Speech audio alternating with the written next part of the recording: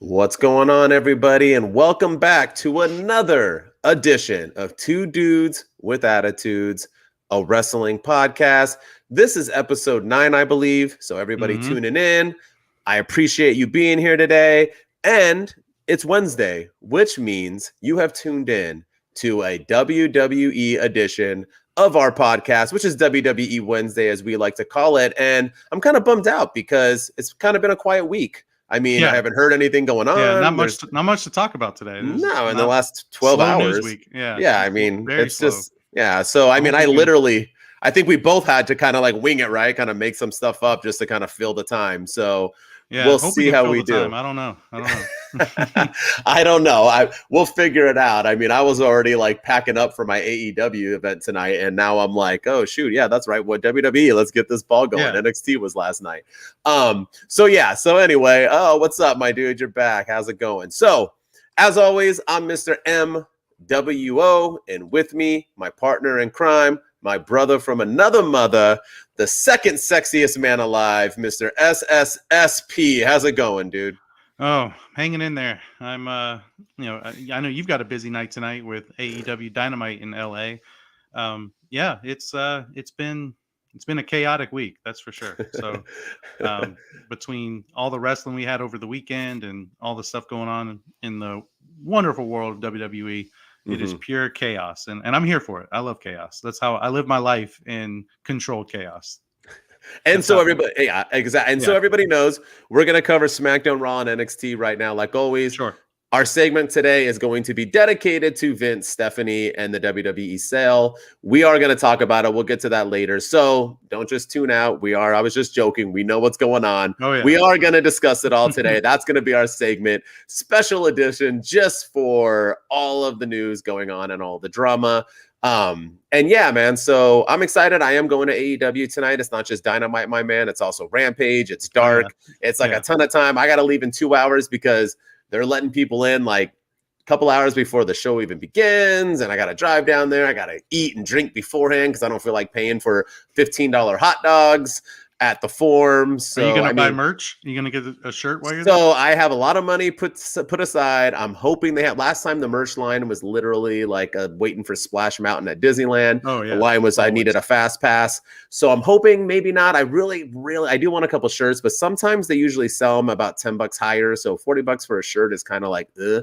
But I'm hoping maybe to get a shirt again. And I really want those damn foam scissor fingers. That's really all I want in life is some damn foam scissor fingers. But I'm excited that the card looks stacked. We can't get into it, but because this is WWE. But Friday, man, I at least it'll be fun, and I'll have a good insight. Yeah, yes, sir. Let me ask you this before we get. Are you taking a title belt to AEW Dynamite? I am not taking a title belt. No, right. I wish I had a title belt, but just so you know, if I did own a title, I would not be that dude taking a title belt to an event. I think it's kind of weird. But if you do it, more power to you. Rock them on the shoulders. That's just not my vibe. I just think if you take a title belt to a wrestling event, you got to be prepared to defend it against just random fans. You know, just especially if somebody else has like a Money in the Bank briefcase. That's just what the rules are. You know, you've got to defend the championship. Wait, so it's like the 24/7 title? Yeah, just 24/7. Yeah, like you have the world title. I challenge you to a duel, and we go at it, and the winner gets to take your title home. And then you can get a rematch if you want your championship back. We'll do it at the next event. I don't know. I'm going with Patrick right now. If he's listening, Patrick, put on a referee shirt underneath the shirt you will be wearing. As soon as we walk by the first person with the title, I want you to rip that shirt off so you have the referee shirt. I'm going to clothesline the shit out of him, and we're going to pin him and take that belt. So let's plan on that. I think that's a fantastic idea. And I'll have somebody record it. I think it'll be good for television. That is an awesome point of view. It is. Yeah, it is. It is. You got to be able to defend it. If you have a title, I mean, that's what you're the world champion, right? That's what you're telling everybody. So you should be ready to defend it. That's what you're telling everybody. And I can't wait for the police report as soon as I'm walking away with this belt to go into my seat. Not only security comes over. Also assault and everything. I'm like, no, bro, it's a wrestling event. It's scripted. We've totally that was part of the plan. Yeah. Well, I come with the belt. He didn't. Yeah. Yeah. Listen to my podcast, SSSP. He's a saint. He literally created that idea. It's all a work. Don't worry about it. That's brilliant. Now I kind of want a belt. Maybe I'll buy one. Actually, I will not. The WWE belts, they're always on sale for like $200 or whatever. I saw they released the AEW tag team belts. Those things were rolling for like $500 each. I was like, yeah, no thanks. I'm not. Yeah, they're a hot commodity. $500. I can buy a lot of things other than that. I can finally subscribe to Mandy Rose's website. All right, so because I totally don't. All right, y'all ready? It is time for SmackDown. And SmackDown, I actually thought was the best show out of the three that we're about to review. Too. I thought it started off hot, and maybe there was reasons why it started to go down. I think they had some stuff going on, but just a couple of things, really. I mean, the main thing I'll just bring up, and you and I can go back and forth. I mean, the Bloodline kind of ran the show. They had a lot of parts to it, and it was flippin' exciting. This was probably so really quick. You know what like the Emmys are, right? TV show awards, right? Where SNL the Golden Globes were last night, which I thought was stupid because a lot of Tuesday night. That just shows where movies are nowadays, where you can't even be on a weekend. It's always a Sunday. I love watching the Golden Globes. I was bummed, but because I work, but and then I had to watch NXT. But the Bloodline, I truly think before we review this, they need to be nominated for an Emmy. They are on TV. They are a scripted show. They're not that great, even though I do like AEW title belts better than WWE I like ones the world currently. Title. The world title, the world title looks good than the Universal. Yeah, for sure. But I think the Bloodline should be nominated for an Emmy. I think the work that the writers, Sammy, Roman, the Usos, Solo, I mean, this is phenomenal. This is some of the best storyline and storytelling I have ever witnessed in my 30-something years watching wrestling in the WWE. It is magic, and this kind of was putting it into the work, because after we discuss this, we're probably going to go back and forth on where the hell is this going to go, because this line can literally go whoop, whoop, whoop, whoop. It can go, if you're listening on radio, or I'm putting my hands everywhere, this shit can go wherever our hearts desire. But basically the Bloodline sabotaged the show again, right? They opened up, they took over, but this time they introduced the tribal chief himself, and Roman came down laughing, making jokes, talking about how he thought it was silly that everyone thought he lost because he didn't lose. And we talked about this last Wednesday as well. Yeah. We said that that he didn't lose. That wasn't his L that happened, right? And he said, I didn't lose. Sammy lost. And boy, did that shit turn. It was like a father scolding his son for doing something wrong at school. It was bad. He was ripping the shit out of him, and outwalked KO. Kevin Owens basically challenges him to the Rumble. Roman accepts. They will be going on. They cut a backstage promo again where Sammy finally gets into the room, tries to apologize, and in a weird turn again, Roman apologizes. He says he's sorry. He shouldn't have done that. When you get upset, he was mad at KO, not him. You know, that's a normal human reaction, right? We get mad at work. We come home, take it out on our wife and kids, our husbands, or whatever else, because we're so frustrated, yada, yada. It's human nature. And then they decide to enjoy, in a hysterical moment, some damn popcorn while they watch the Usos wrestle Drew McIntyre and Sheamus, and then the Usos retain. So it was a busy day for the Bloodline. I'll give my opinion, but what say you? What did you think about everything? Where do you think this is going? Are you digging this? Is it Emmy worthy, like I said? What are you thinking, Shooting Star?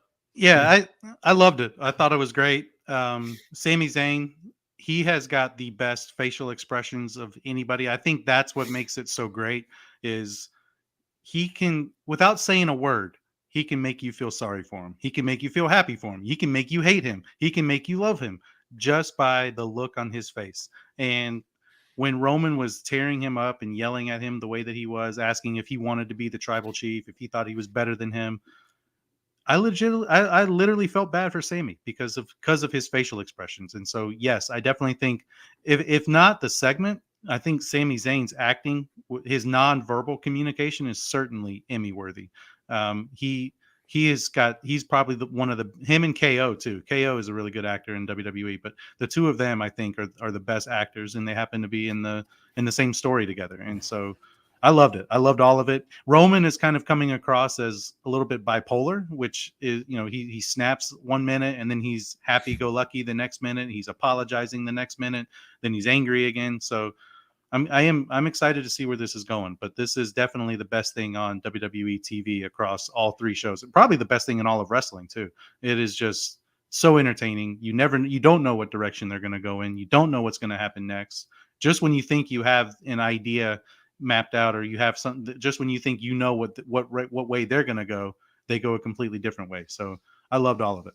Yeah, and I actually think it's the most entertaining thing, period. On all the streaming devices I watch, TV shows, this segment is having me hooked way more than anything I'm watching right now on Disney Plus and so on. But Yeah. Sammy, I think Sammy is the greatest actor ever in wrestling. We talk about that a lot. Bray Wyatt's, Mankind's, people who can truly, truly act.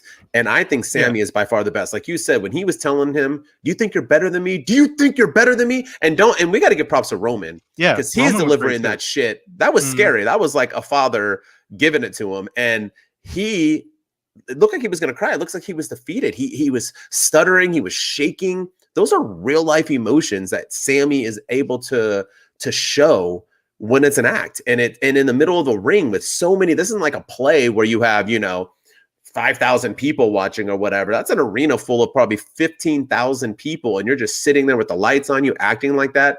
It's magical. It's beautiful. But he is bipolar. Roman is going everywhere. Obviously, you get bipolar and you get things like that when you're worried about losing your title, when you're worried about things are coming to an end, when you're worried about somebody sabotaging you. Because he kind of talk like a leader, right? Like if you're a leader of a country or something like that, and you think people are trying to get to you or whatever, that's how it felt. And it feels like he thinks there's intel or sabotaging happening. So just right now, off of today, we're not going to hold you to it. Where's this going? What do you think? Oh, see, the whole time I've been thinking that Sami Zayn and KO are going to reunite and they're going to be the ones that take out the Usos. But now I'm in the corner of Sami Zayn wins the Royal Rumble and he gets to wrestle the Tribal Chief at WrestleMania. And I think they'll play it up to where Sami wins the Rumble and Roman thinks he's got WrestleMania off. He's not wrestling on WrestleMania because he's not. The honorary Uso isn't going to go against Roman Reigns. He did him a favor. He's giving me the night off, and I think KO is going to be the one to convince Sami that, hey, you won the Royal Rumble. You're the number one contender. This is a once in a lifetime opportunity, and he's going to convince Sami to go after Roman Reigns. And I think it's going to be Roman versus Sami at WrestleMania. See, I would be all on board with that. But they are really pushing some Cody Rhodes right now. And that makes Roman is becoming paranoid, my man. I think with Cody, they're not pushing him like this for no reason, right? They're not pushing. I mean, they're having every week now, there's a thing about reminding him and who he is and what he did, and to the finger poke of doom. That'd be hilarious. With everything that's going on, right? So I think that Cody is going to win at Rumble. I think they're pushing for Cody versus Roman. But what about this? And then we'll move on to the next, what you thought was awesome in SmackDown. But I still think the Usos and Sami and KO can wrestle at Mania. I still think it can happen. I think once Sami loses the KO, Roman's going to put the beat down, and I think Roman's going to kick him out of the bloodline and be done with him. And I think it'll happen this quick before Rumble. And I think the rest of that way to Rumble is going to be maybe begging for forgiveness or the bloodline kind of picking sides in a sense. I'm going to go with, let's just throw this out here, okay? Let's just throw it out here, SSSP, and you let me, you don't have to comment. I'm just going to throw it out here. I'm going to go Roman wrestling back-to-back nights. I'm going to go KO and Sami defeat the Usos night one at Mania. Cody defeats Roman night one at Mania. We have 12 hours to sit and think about what the hell is going to happen. Next night, we got Rock versus Roman for the head of the Tribal Chief. We can go whoever you think. If The Rock wins, if Roman wins, that's up to you. But that is the end. I think Solo helps, sides with Rock, Sami, and KO, and defeats Roman and the Usos, ending the bloodline at WrestleMania and us moving on. But with that said, I honestly can still see Roman Reigns being the champion all the way to next WrestleMania too. So, but that's what I'm saying. That's why I love this segment and this storyline so much, because it can literally go anywhere, and that's how you tell a story. Yeah, no, I think that's, there's so many different avenues you can explore.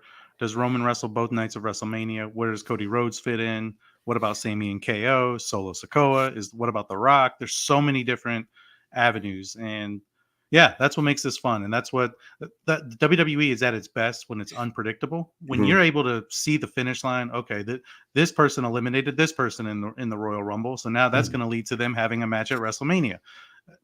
That's all good. That's all great stuff. But when it's unpredictable like this, that's what makes it great. And Yeah. this is absolutely wonderful.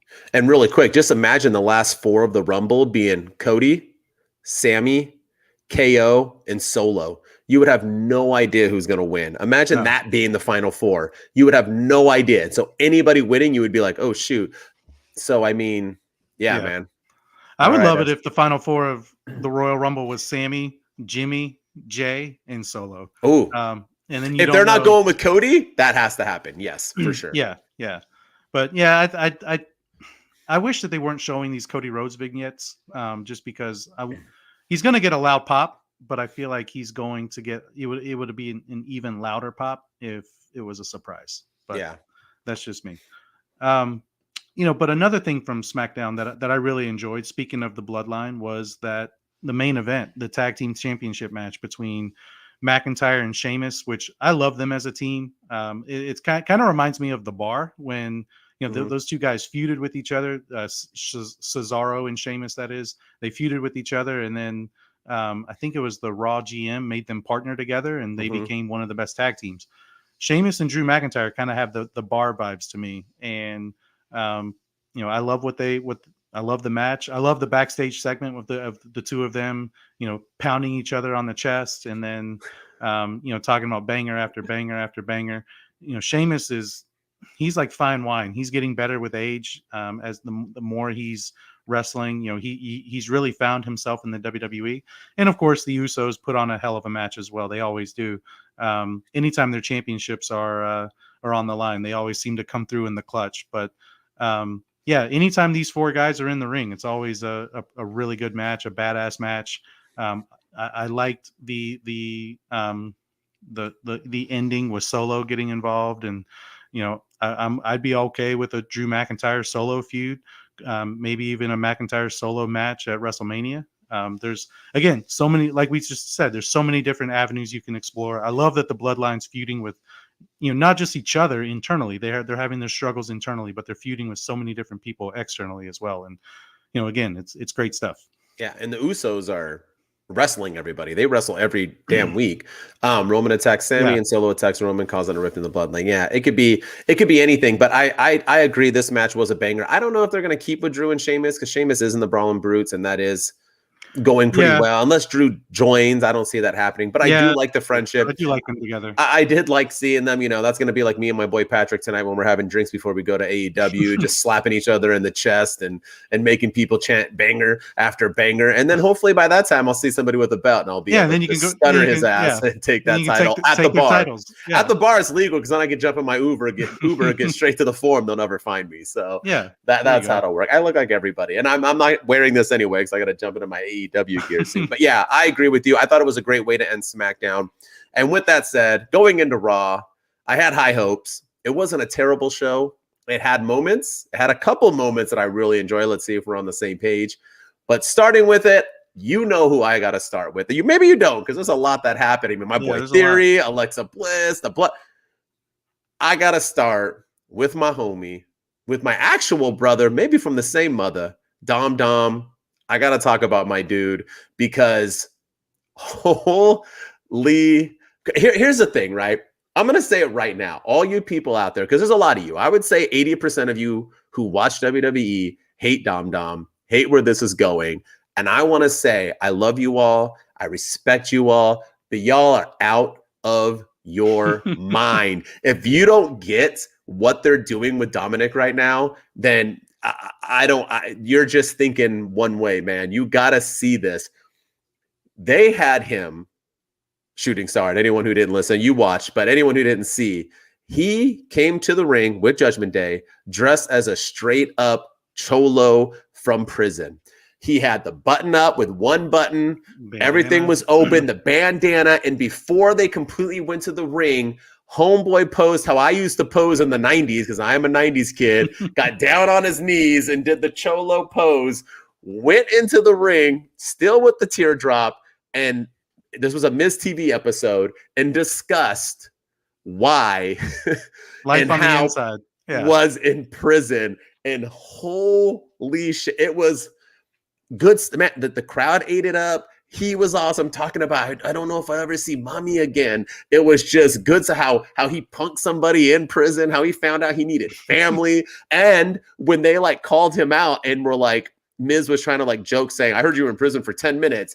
You know, they came to his defense, Finn Balor, and they were like, heck no. Damian Priest was like, no, you shut up. You don't. Yeah. They were like exactly how it is. He is a chicken shit heel.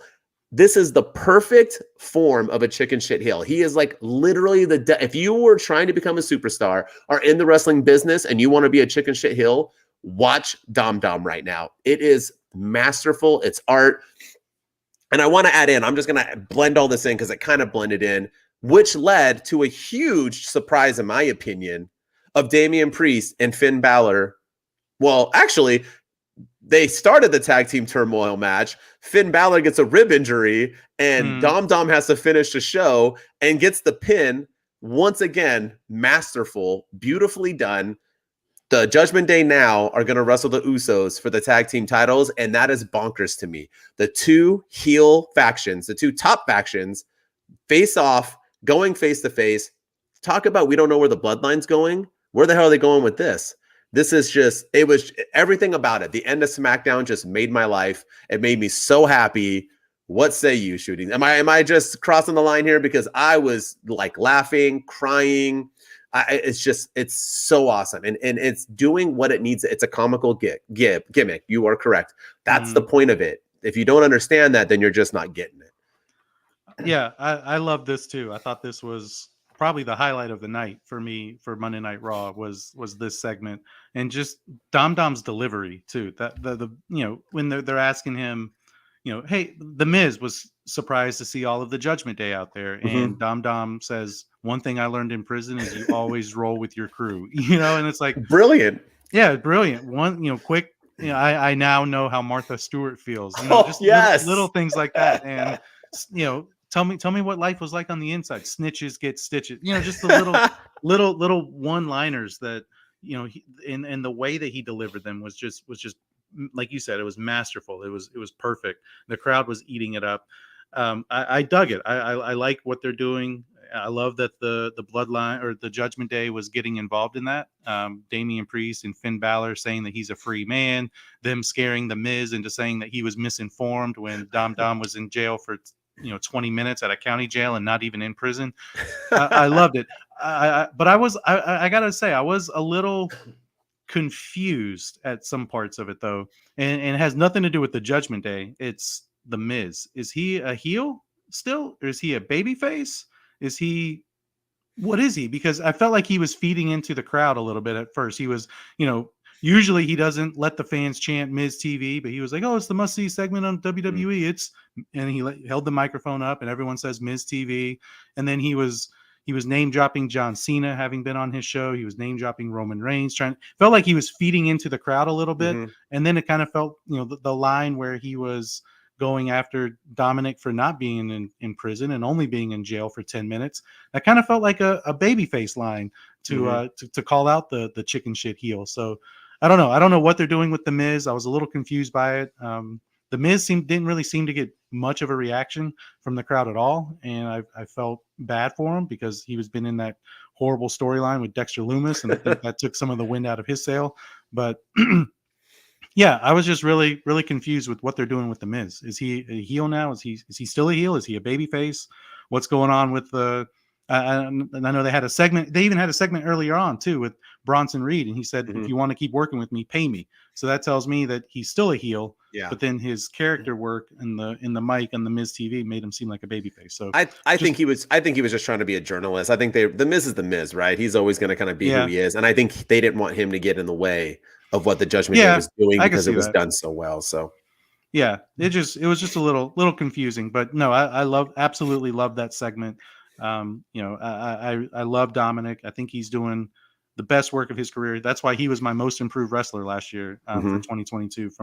And I think he may be he may be the superstar to watch out for in 2023 if he continues this. So he's on a great trajectory. Tag match. What do you think about the tag match, though? I'm not a fan of tag team turmoil matches. I think it felt like Raw. They didn't have any ideas for the last 40 minutes of the show. So like, let's put a tag team turmoil match together. And I just think they're a little too long. I'm just not a big fan of them. I'm glad that the Judgment Day won. I think the right team won, and I'm excited to see what they do against the Bloodline. I just think it's the wrong time. I think it's the wrong time for them to feud with the Bloodline. And if you notice early on, and several times, they're only going after the Raw tag team titles. They're not going after the both titles. Adam Pearce had a segment and said, they may get whoever wins the tag team turmoil match will get their hands on your Raw tag team championships.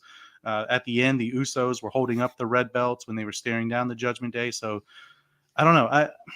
I'm glad that they're giving us this because I think a lot of us want to see it. I know I do. I want to see the Bloodline and the Judgment Day. I've been wanting to see them interact or have some sort of storyline together. I just don't want to see it right now. I think it's too soon because what happens if it's, I don't think that the Usos are losing the tag team titles anytime between now and WrestleMania. But if they do happen to drop the Raw tag team championships and they keep the SmackDown ones, I feel like that weakens the KO Sami Zayn story that they're trying to tell. It feels like it weakens the Bloodline a little bit. So, but I also don't know if, I don't know. I don't know if the Judgment Day can afford a loss either. So I'm excited about it. I'm excited to see the mic work. I'm excited to see what Rhea Ripley does. I'm excited to see if the Judgment Day can outsmart them a little bit. And maybe they do the tag team championship match. They do it on the Freebird rule, similar to the New Day. So you don't know which member of the Judgment Day you're going to get in the match. I think that would be cool. But yeah, I think this could have been done after WrestleMania. Yeah, and I agree with you on everything there. I don't think it should be happening. That's why I was surprised by it. But since it is, I'm going to be invested and be fully in who's going to get cheered and so on, and who's going to get booed. Obviously, Judgment Day will get booed, but are the Usos going to get cheered? Who knows? Or is the crowd just going to sit on their hands confused? That match, too, I agree with you. When I saw it was 40 minutes and they were starting it, I was like, oh, what's going to go on after? And then it just never ended. Way too long. Not enough important tag teams either. I wasn't feeling it in that aspect, too. Waiting to see Rhea and Solo interact with each other if they're both out. They'll just stare at each other the whole time. I can't wait for it. I can't wait if Rhea's going to go after. But I wanted to say the only highlights of that Turmoil tag team match was what was going on outside of the ring. Rhea Ripley taunting, I think his name's Kevin, that comment basically like challenging him and you talking crap, you shut up. It's awesome that like what going on outside. And when Finn couldn't keep going, Damian Priest said something and he was like, oh, well, yeah, Dum, can you go? But don't be soft. I think he said and that. And she slapped him. And she slapped him. She's defending her little like, dude, mommy defend. And I loved it. I like seeing it. And it wasn't like a bad thing. It was like family. And Damian Priest was like, oops, my bad. Like, you're right. Like he was like, I was just saying, so I like how they're playing Dom. He's that person. They don't even want him in the match. They're like, dude, I don't want to lose. We put Dom in. It's brilliant. And then Dom gets the pin, and I thought that was even better too. They let icing on the cake. Yeah. The softest guy, the guy who they don't think can wrestle, is the one that ends up getting the pin. Now, Rhea had to help him a little bit, but that's okay with me. He still got the pinfall victory. So that's why she's mommy. Yeah. Yeah. So I want to talk about this Alexa Bliss segment. Thank you. Let's go. Oh man. Okay. So I had some. It was the same to me. It was same stuff, different wrestler. I was excited because I thought maybe we were going to finally get some answers regarding Uncle Howdy, her relationship with Bray Wyatt, what's going on. And we got nothing. It was the same thing. Uncle Howdy comes out, he stands at the top of the ramp. He grabs his suspenders and does this for far too long, way too long. And, if you can't see me on Spotify and Apple, I'm just swaying back and forth, holding my invisible suspenders. Like a Southern man. And laughing, ha, ha, ha, ha, jolly old, like Santa Claus when he's not wearing his red jacket. Ha, ha, ha. And that's whatever. And then it goes to commercial. And then that's it. That's the end of the segment. And I didn't like it. I wasn't feeling it. And then they come back. I was thinking, okay, they're going to commercial. Like, what's Uncle Howdy going to be doing during the commercial break? Is he just going to stand up there and laugh the whole time while Alexa Bliss is standing on the commentary table? Surely they're going to come back and follow up more on this.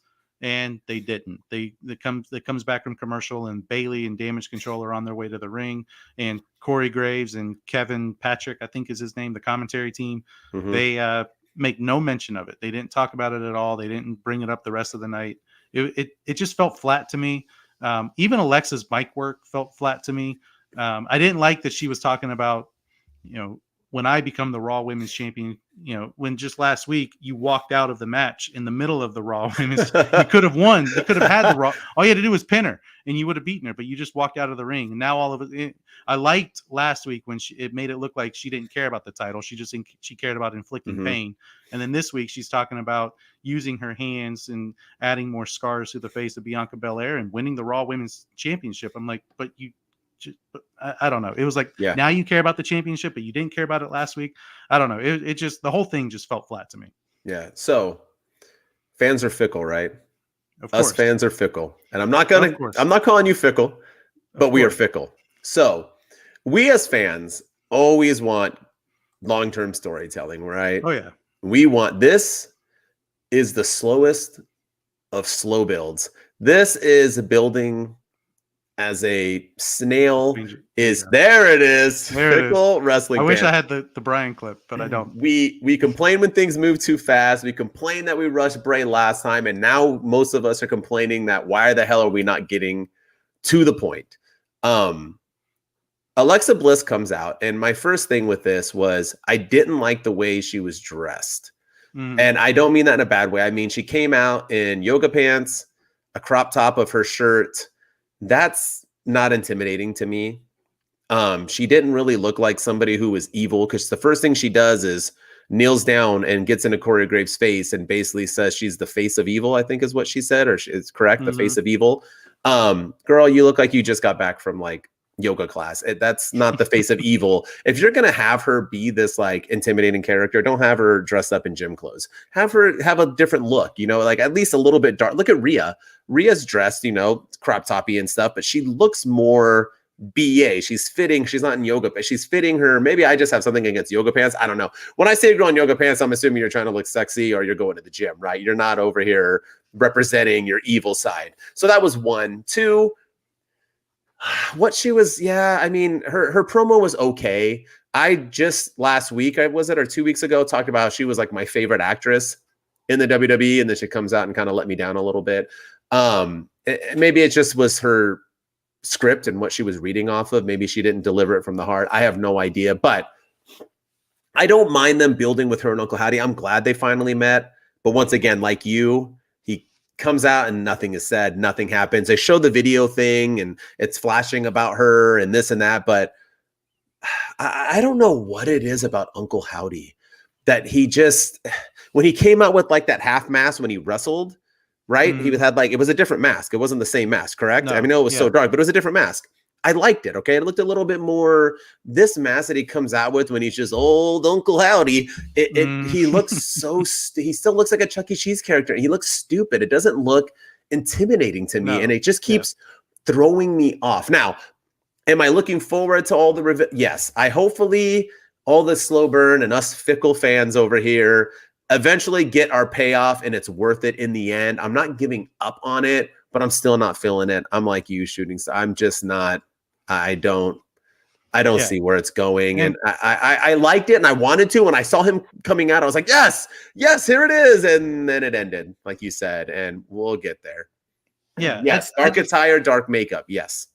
I just think maybe I had too high of hopes, too high of expectations, but I really thought, okay, if Uncle Howdy's going to come out, maybe Bray Wyatt's going to come out, or maybe maybe something's going to happen and we're going to get an advancement of this story somehow. The thing about the bloodline, because it's a slow burn with them too, but they're keeping you intrigued. They're keeping you invested in wanting to see what happens next. And they've also changed the bloodline story so much over the last 2 years. It started off with Jey Uso not being in line, and Roman Reigns had to teach him a lesson. Then it was Paul Heyman's loyalty to Brock Lesnar and Roman Reigns, and then now it's the Sami Zayn stuff.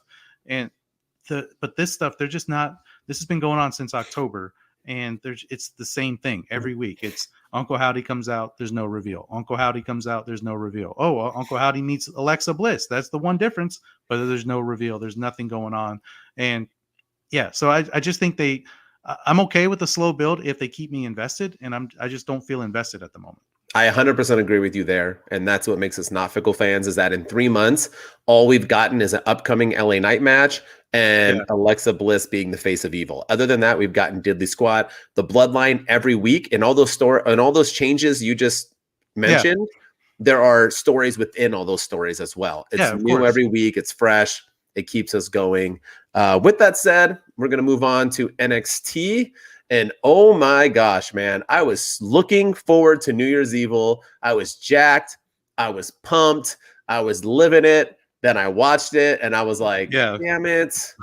I listen to Freddie Prinze Jr.'s podcast and he shits on NXT every week. And I hate him for it. I do love him, but I hate him for it. And I'm like, you were so wrong. If this was me bringing in somebody and saying, look, you're a wrestling fan, trust me, NXT is money. Come watch it. And they watch that garbage. I don't know if there was anything I liked, to be honest with you. So, I mean, let's just start with Braun Breaker and Grayson Waller. When it came on at the halfway mark, I knew something was bad was going to happen, because why was it not the main event? It didn't make any sense to me. And you know how you have like ideas in your head, right? And it's a brilliant idea. Maybe even the podcast, we've done that before. We come up with a segment. Maybe it hasn't hit completely. You come up with this idea, right? You're like, dude, we're going to have it. The second rope's going to break, this and that. All of it made the match bad. They seemed off. It seemed like it had to be timed perfectly. It seemed like it wasn't working. And why the hell would you even have this match to begin with if you were just wanted to move it to Vengeance? Why not just move it to Vengeance? Why did Braun have to wrestle at New Year? He didn't have to. You could have somebody else wrestle. You are moving them to. I don't see how this. What does that build? I mean, Grayson Waller still lost. Either way, he still tripped like a dum-dum and got counted out. It wasn't like it was like what is it controversial for? Because the rope broke? The rope broke and he fell and he still tried to get back into the ring. I see people take chair shots and get back into the ring in a 10 count. The dude just fell on his back. It was stupid, poorly executed. I don't even get it. And if you're going to have Grayson win the belt, then why is Carmelo Hayes not already in Raw or SmackDown? Because I thought they're keeping Carmelo Hayes because he needs to go and win the title. But to me, you're not doing all this just for Braun to win at Vengeance, right? This is Braun's swan song. I don't know what's going on. It was a hot flipping mess. And Shawn Michaels, you are my wrestling god, and I love you to death. But holy shit, that was some awful booking, my dude. Yeah, awful, that awful was booking. Bad. It was bad from start to finish. I didn't understand why I was on halfway through the show either. It made no sense that this is your world championship and you're having it on at the halfway point. Start or end. Don't put it in the middle. Yeah. And also just for a while, I keep thinking that this is Braun's swan song on NXT, but then last week's segment with the stuff on the mic and the Grayson Waller effect, the little talk show that he did. Mm-hmm. And then this week's match, the whole match it wasn't even the ending. The whole match to me I just did not enjoy it. It makes me wonder if either one of those guys, Grayson Waller or Braun Breaker, are ready for the main roster. Because if that had happened on the main roster, the fans, as you know, we are all fickle fans, but those fans would have tore them a new one. They're lucky they're in Florida. They're lucky they're in the Performance Center.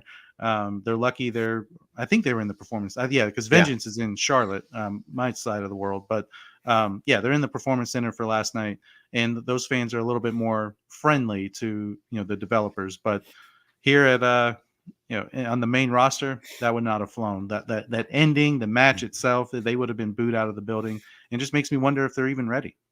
Yeah, and why would the rope magically break that many times and then be perfectly fine the rest of the show? No issues anymore. Weird, huh? Waiting to see what they do with seeing them. Yep. So, all right. So, what say you? What do you want to? Something bad or good? Jinder Mahal is now on NXT. So he looks great. I've always been a I've had a soft spot for Jinder. I've always thought Mhm. he could go in the ring. I always thought that he kind of got a raw deal. I thought he was a great heel WWE champion too. I thought he was kind of the chicken shit heel and the anti-American heel too, which you can never go wrong there. Mhm. But yeah, I think NXT is the perfect spot for him. I think he's in the right spot in NXT. They don't have anything for him to do on the main roster, Mhm. so I think it's the right place for him. So curious to see where he goes. Maybe he challenges Braun Breaker next, or he challenges Grayson Waller, or he goes after the title soon. He gets in the title picture soon. I don't know, but I thought it was good to see him in NXT. I agree with you. Dad Hat Wrestling, what's up, my dude? If you're watching from work, you Yeah, better stay tuned because we're ending our show about you know what. But really that's quick, right. I agree with you with everything. I'm a huge Jinder fan. I always was. I was excited when he won the title, even if it was just to push them going to Saudi or whatever the heck they were saying it was because of, or yada yada yada. But I was Hmm. always a Jinder fan. I compare him to with Drew, man. They both had bad gimmicks to begin with. They both came back looking ripped and chiseled. They worked on their game. They both came back way better. I think Jinder delivers well. I like his bald head now. I like everything he's doing. I like him in NXT. I'm hoping he gets the Mandy Rose treatment where he can grow and become a star now and then move back in a year or so. I didn't really dig what they did with it. I didn't think Creed Brother needed to take an L. I Yeah, didn't like that's true. that. I Yeah, didn't like the way he came back. What happened to Homeboy? Do we know? I don't read dirt sheets, so I have no idea where I have no Homeboy idea. went. Veer, Yeah, right? I don't know where he just like vanished from the. I didn't see it coming. They were just like, he ain't here, and now Jinder's here. But it is what it is. He got here. I'm excited about that. That was probably my only highlight of the shit show. And just briefly, we can just talk about it because we got to move on. But the women's battle royal, I actually thought it was an entertaining battle royal. I like the fact that Cora Jade got eliminated instantly and then just continued to come back out and beat people up the rest of the time. I thought it was yeah, hilarious. that was great. Yeah, And I got to give it to Toxic Attraction because they literally landed at the same time. They showed that replay multiple times, and those girls hit the end at the. I mean, that could have went bad. It could have been way off. Kudos to them because how hard is that in the moment to make sure on opposite sides of the ring to fall out at the same time? I know people don't like the faulty finish, and I got nervous because I was like, really, we're gonna have a title match that ends in nothing, and now a battle royal. They just wanted it to be a triple threat. You could have got there other ways, but it was fun. It served its purpose, and maybe this leads to Mandy Rose coming back. Man, Toxic Attraction, triple threat at Vengeance, Cora Jade. They're doing that to defend the honor of her kicking their leader out. You never know what the future yeah, holds. We'll see. Mandy talked briefly, as everybody knows, in an interview, and said she did dirty, but said that basically she's willing to come back if stuff happens. So hint, hint. Who yeah. knows? Yeah, I thought the ending of NXT or that battle royal. I thought it was great. I mean, I wouldn't say it was great. I mean, it was Yeah, it okay. wasn't great. Yeah, it It was. was the it was the high to me. It was the best. That and Jinder were probably the two best things of the night. Mhm. I'm happy that WWE is continuing to use Toxic Attraction despite the Agreed. fact that Mandy Rose is gone.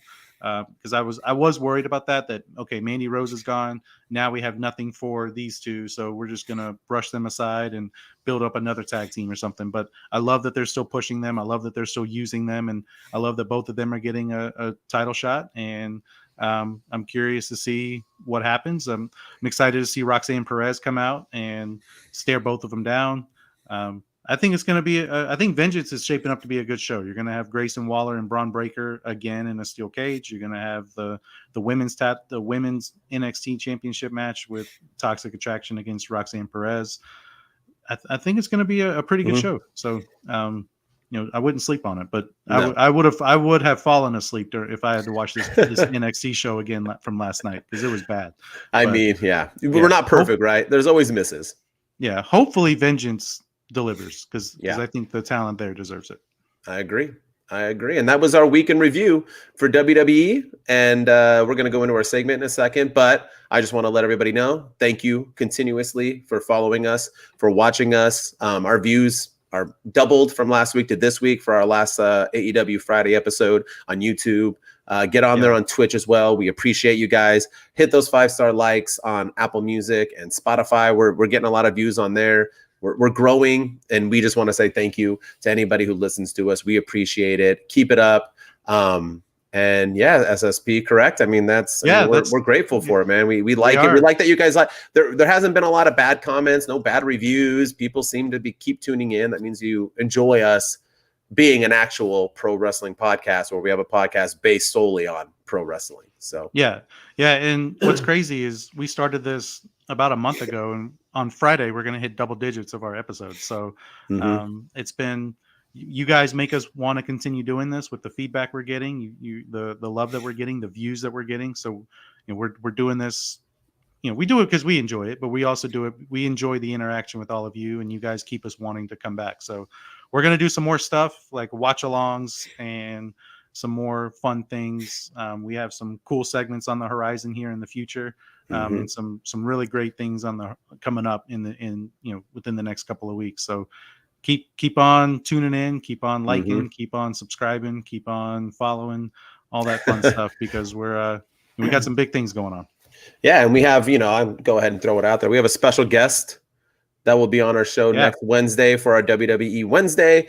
A lot of you know him from TikTok. A lot of you know him from his podcast, Straight Shoot podcast, which is very popular and big. So we do have Mr. Santi himself jumping on next Wednesday as a guest. He will be on the whole time with us. He'll week review and do our new special segment that we created that fits him perfectly. So we look forward to that. So if you're a Straight Shoot fan, if you are a Mr. Santi fan, I would tune in, because we are super stoked and honored that he even thought about being on here and that he is going to be on it.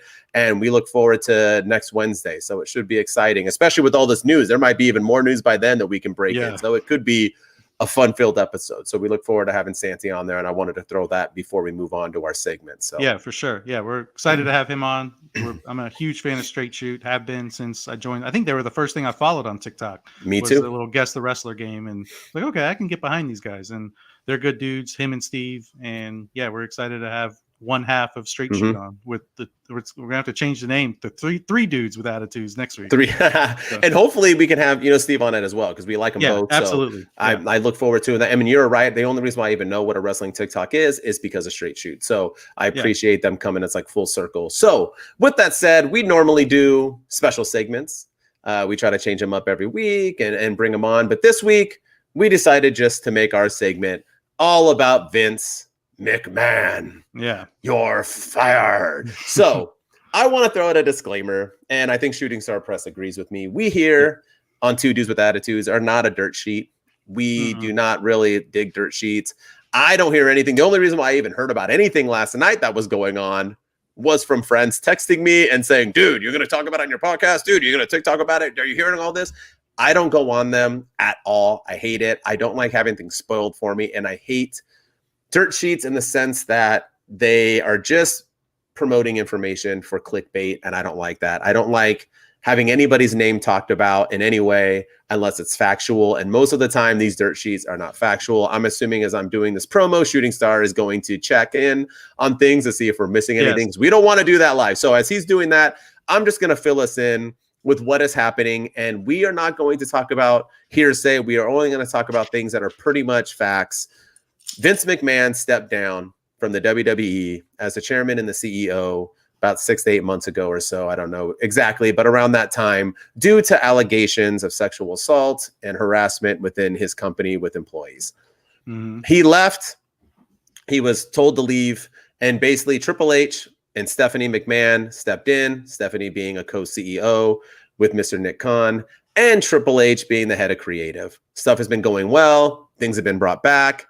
People have been brought back. Everybody was happy in the world of WWE. And about a month or two ago, Vince McMahon made a statement stating that he was given wrong information. He shouldn't have left. He was misled. This wasn't that big of a deal, right? Because sexual harassment and assault is not a big deal, right? No biggie. You can do what you want. I mean, shoot, now if you're an MMA CEO, you can just slap your wife 3 times on national TV and no one will give 2 craps about it. So you can do whatever you want in this world, right? You can be a complete idiot and a prick and get what you want. So Vince decided that he wanted to come back, and the board unanimously voted no. All of them, including Triple H and Stephanie McMahon, said hell to the no. You may not come back in any shape or form on the board or whatever.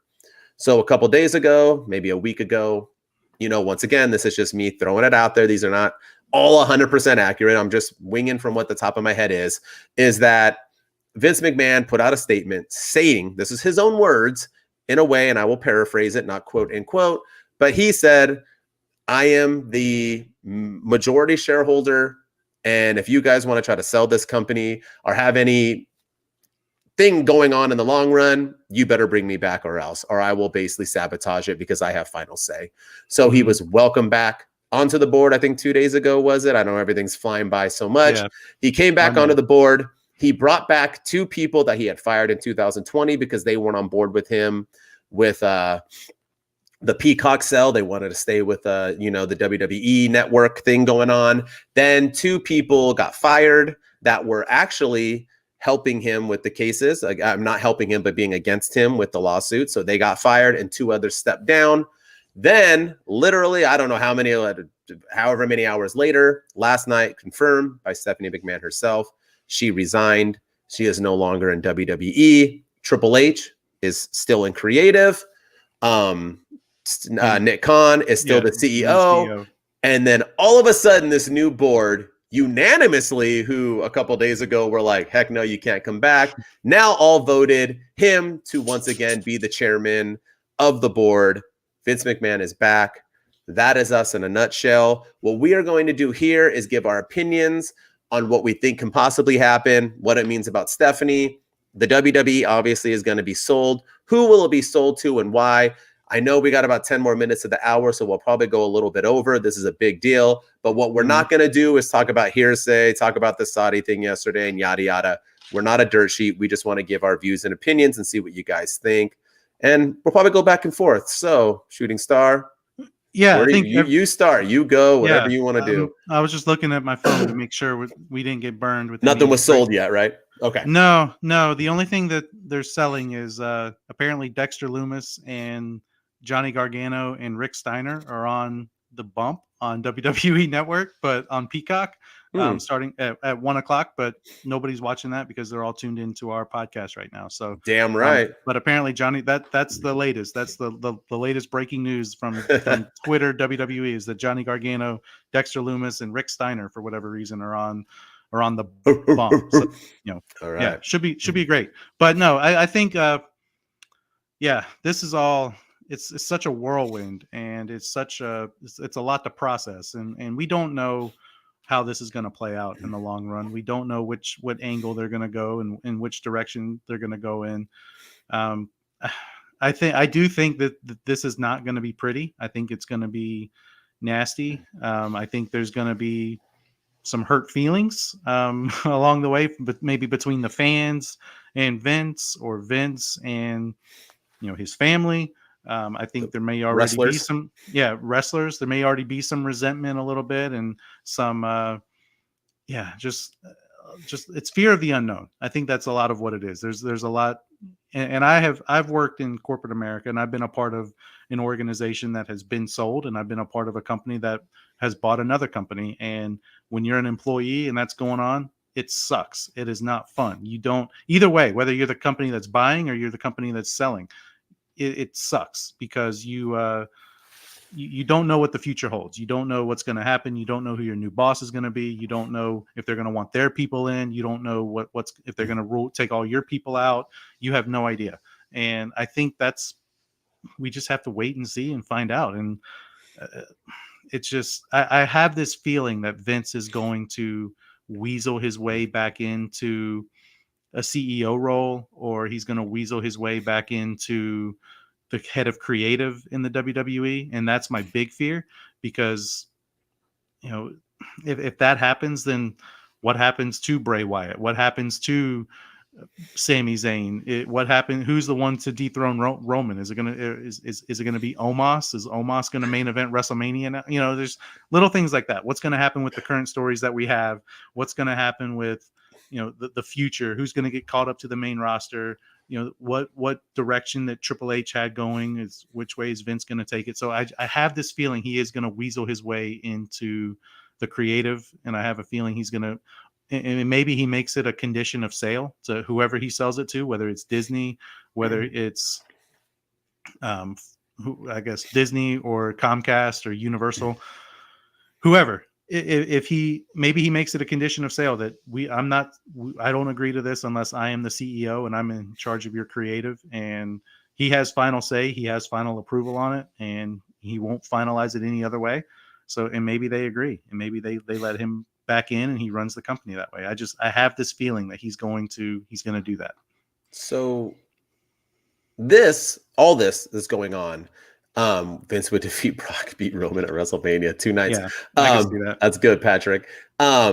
This is like the Bloodline storyline right now in the sense that it can go anyway, right? So Yeah. Here's my take, and none of this is fact. This is just me in my head as a wrestling fan and half knowing how people work in general, humans. Vince McMahon is a billionaire or was a billionaire. He is a rich white man who has always been getting what he wants, has always won, has always taken over. And if there's one thing I have learned about rich white billionaires is that most of them have ego problems. Vince McMahon does what he wants when he wants. He was told that he could not do what he was doing, which was buying out women after sexually assaulting them or harassing them, and was asked to leave the company that he created.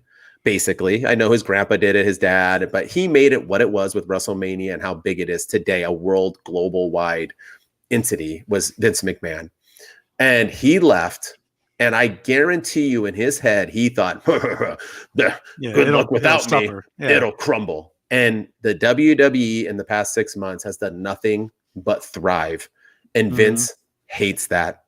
So Vince said, it's either going to be I run WWE or nobody runs WWE. And he decided to say, bring me back. I am good for business. And they said no. And you do not tell billionaires no. Let me give you a story. I worked at Blockbuster Video for a long time in my life. And I worked in an area where it was filled with people, and this time drove Jaguars and really fancy cars. And at that time, these were like expensive, Maseratis, and they were all CEOs who lived in this town. So they came in. Whenever they would come in and tell me, I would say you owe a late fee or you can't return this and swap it. I told them no. They would flip out at me. They would throw movies at me. They would threaten me. There's a story that I think I've told on here before where my friend Patrick worked for me and had to call almost 911 because we were literally about to fight because this guy was like threatening me. And you cannot tell somebody who does not get told no, who only is around yes men their whole life, no. It's not in their brains. That's how these people work. And Vince works that way. So with that said, I think Vince McMahon came back for pure ego, because there was no other way why he would force himself back into his chairman seat. And that's fact. He did that. He wrote it. He stated it. He came back. So now he's back. So do I think he is back to run the show? No. I think Stephanie McMahon, just remember, Stephanie McMahon and Triple H already quit. They came back once Vince was forced out because sometimes you need to call an audible. That was the audible. Everybody is saying that Vince is going to be back in creative in a second. I don't know if I buy that either, because why wouldn't have Triple H just quit as well? Why would they have? You could have thrown anybody into creative right now. Vince could have just taken it over. So I don't purely see that. What were you going to say? I'm just going to say that anytime there's a sale, it doesn't happen. It doesn't overnight. It's not going to become property of Disney or property of Comcast. It's going to take 3 months, 6 months, maybe a year.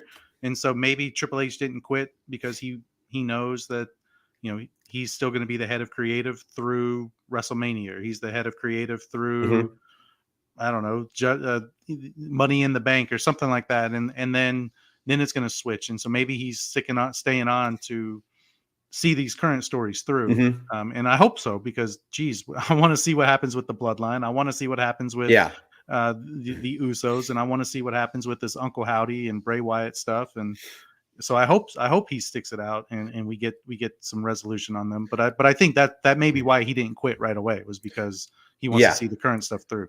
Well, and that's what I was getting at, is that I think Vince truly thinks he is somebody he is not because of his ego. That's what I was getting at. And I think that he truly did get back into the chair to sell this because he thinks the company's worth more in his pocket if he is a face. The stock went up, right away. Who knows if it's going to stay up by the time of the sale? Maybe he's right. Maybe he's wrong. Yeah. We'll briefly talk about who we think it could be sold to and the ramifications. But I think that's what he thought. I don't think he's here. I'm not saying, once again, there's like the blood. This can go anywhere.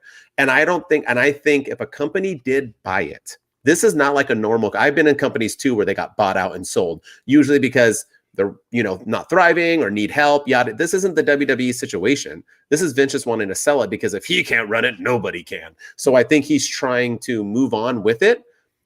I think whatever company who buys it is going to want to keep people intact. I don't think that's this situation where they're going to be like, see you later, Triple H. No, because they're buying it to make money. Why would you come? Maybe they'll change little things, right? And we'll get into that. But I think Triple H stays on in the long run. I think Nick Khan stays on in the long run. Yeah.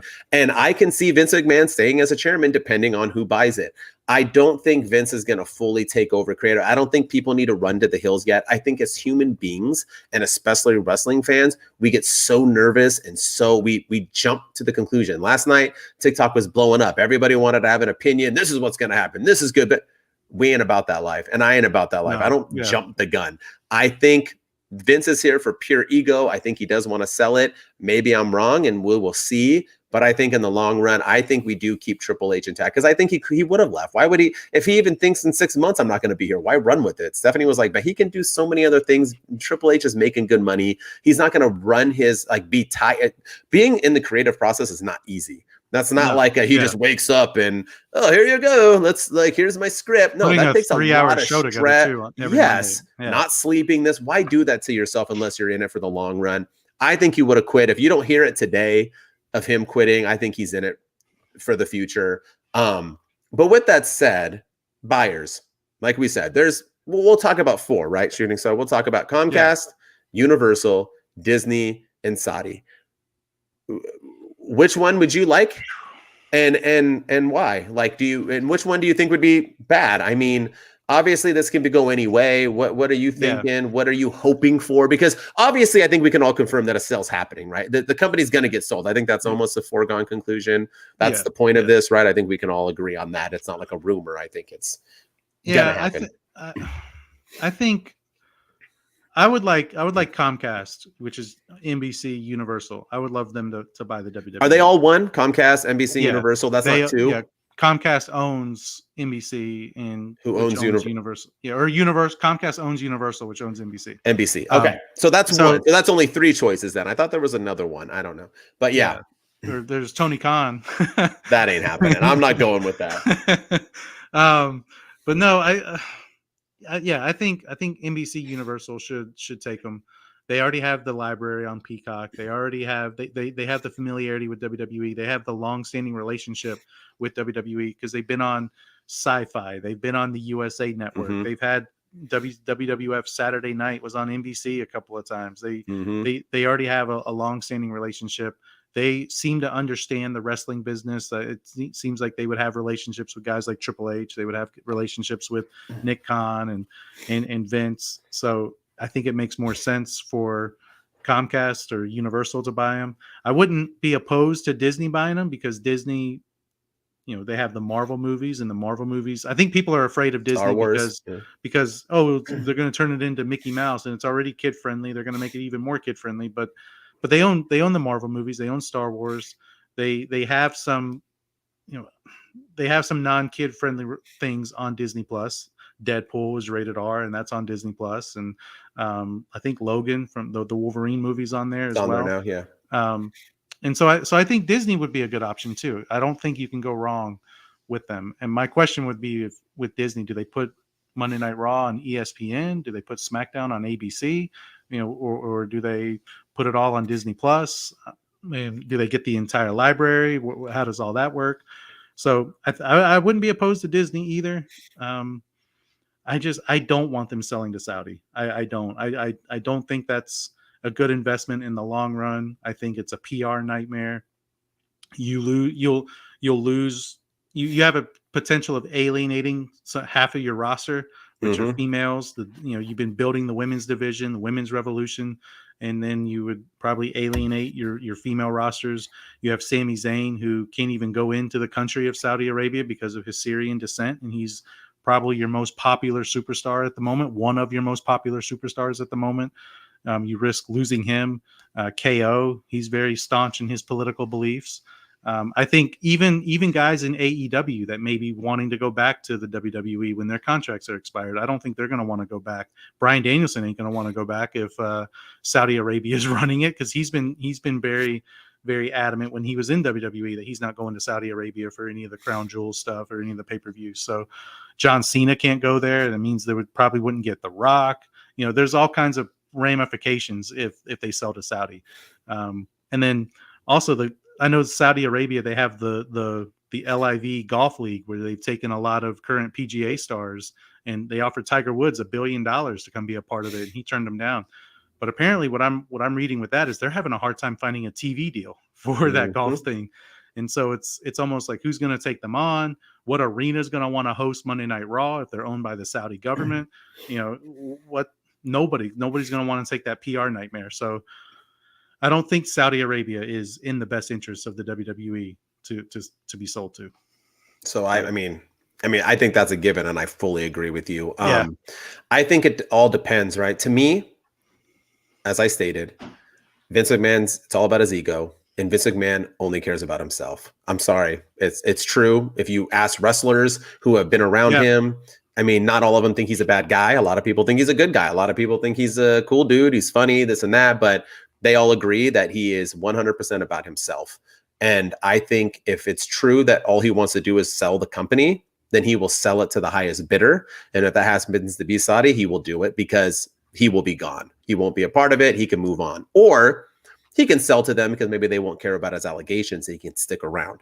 So them selling to them, there's no board of directors for him to report. Nope, they would be a private owned company. No one would give a shit. He can do whatever he wants. 100%. So I don't know if he's in it he's old now. I don't know if he truly wants to be in. I think he just wants to make some money before he goes. I think that. But at the same time, this is his whole life. And I heard he doesn't sleep, and all he does is work, eat and work and work out, and eat and work and work out, and eat and work out. I mean, that's just what he does. So maybe he does want to be back in. So who knows? But I think in the long run, he's going to sell to the highest bidder.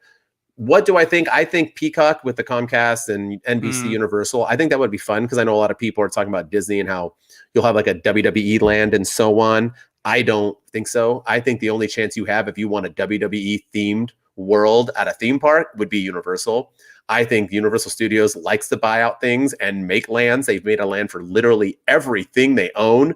Why not a WWE land? So for one, it stays on Peacock, which I already enjoy. I like what they're doing at Peacock. They already know it. I don't think things would change if Peacock bought it, or NBC Universal bought it. I think we would just stay the ship. I think we would also probably still stay on Fox and stay on, Fox and what channel is the other one? Why am I blanking? Oh, they're on Fox and USA. USA. Yeah. I thought you were talking about like main event. No. Oh, I don't know what channel main event. No. I think they would stay on Fox and USA. I don't think they would change that. They already do it. I think it would be good for I think if you're a WWE fan, a true WWE fan, you're not trying to be a mark, know that this is the best way to go.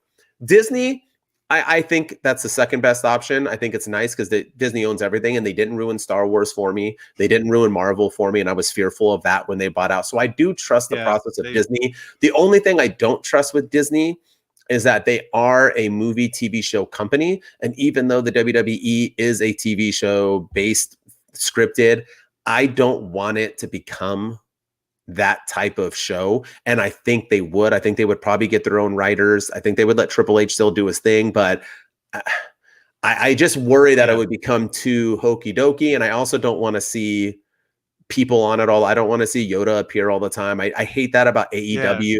Yeah. I don't want to see that shit. So I am fearful of that. I don't picture Shrek popping up if NBC owns it. I don't see like Ross coming out and having a fight with, Monica in the middle of the ring. I don't see them bringing these things in. They were on a break. I don't see that happening so I think in my opinion, the best would be NBC Universal. They would keep doing their thing. I also don't think NBC Universal or Disney will keep Vince around at all. I think they would say in the deal, you're gone. But I think people like Nick Khan and Triple H would be written into it. I do think Vince probably does at some minuscule thing wants his family to still be in it. Even though Triple H doesn't have his last name, he's still family. That can lead to Stephanie coming back. You got to remember, just because Stephanie resigned doesn't mean it's forever. Shane McMahon has resigned and come back 57 times. I think that's the best case scenario. But I think if he does end up selling to Saudi, I think half the roster leaves. I think half the fans, if not more, stop watching. I think it's doom. And I think if Vince does that, then he's in it just for the money and does not care about the product. But I don't, once again, ego, man. Ego. Even though he doesn't want people to do it better with him, he still created this. It's hard to create something and then be okay with you taking it away. You know what I mean? That's why people have trouble giving away their daughter to another man. That's why people get sad when their kids move out, when all they want is freedom, but when their kids are ready to move out, they don't want to. You create something, you don't want to see it go. I do not really see him just kapooing this. I think us wrestling fickle fans need to calm the F down. Yeah. Let's wait it out, see what's going to happen. Let the storm slow down. I know Stephanie quitting got us all panties in a bunch. But does it truly mean anything? I think even if Vince wouldn't have come back, I think she didn't want to do this. I think she's tired, man. This girl's been doing it since she came out the womb. So thank you, Dad Hat. Thank you. 100%. That's just what I think. I think we need to just all breathe. Let's see how this happens. I do not want to see Max Caster bust a rap and diss WWE all night. AEW, do me a favor, and all you AEW fans, stop talking about WWE. I tell this all the time. I just said this a shooting star. It makes you look Bush League. When things were going bad in AEW, to not hear WWE bring you up. You don't have to bring them up. You have enough going on, Max Caster and AEW, that you can come up with funny raps and diss. You brought up Vince last time. You don't need to bring him up. Let's just have a good AEW night and not worry about WWE. Get my mind off it. Let's have some fun.